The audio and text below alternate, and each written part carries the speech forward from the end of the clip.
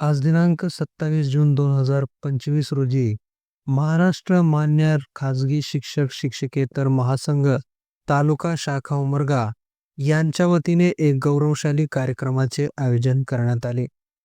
या कार्यक्रमाचे प्रमुख आकर्षण ठरले नवीन गट शिक्षण अधिकारी श्री अमोल राजपूत साहेब यांचा शॉल, श्रीफळ आणि पुष्पगुच्छ देऊन मनपूर्वक सत्कार.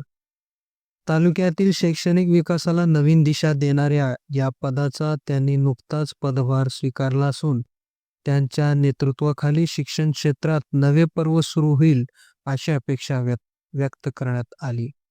तसेच उमरगा बीटचे सेवानिवृत्त शिक्षण विस्तार अधिकारी श्री काकासाहेब साळुंके यांचा त्यांच्या उल्लेखनीय कार्याबद्दल सन्मान करण्यात आला.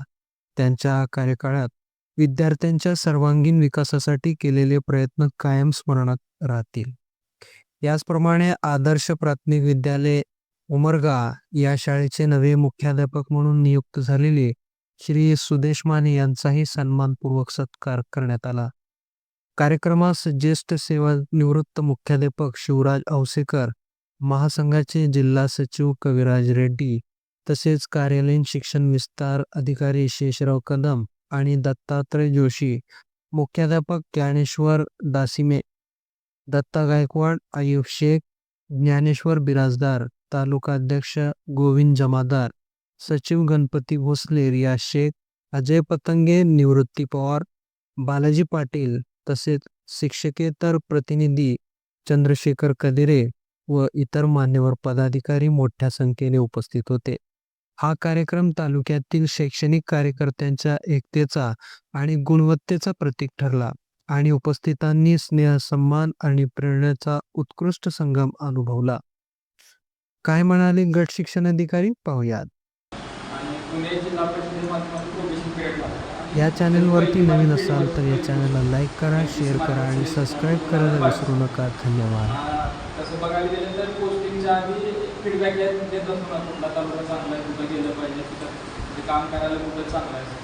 तर सगळ्या बाजूनी सर्व अँगलने मला हा उमरगा तालुक्याचा फीडबॅक चांगला आहे, पॉझिटिव्ह आहे. कारण असं की इथं संस्था आहे, संघटना आहेत, पण त्यांचं असं प्रशासनामध्ये कुठं मर्यादेच्या बाहेर हस्तक्षेप नाही किंवा सहकार्य म्हणा, सगळ्यांवर म्हणा, ते चांगल्या पद्धतीनं आहे. हे मी गावातील तसंच बाहेरच्या तालुक्यातील जिल्ह्यातील ह्या सगळ्यांचा मला एकदम फीडबॅक आला होता आणि म्हणून मी उमरगा सिलेक्ट केलं.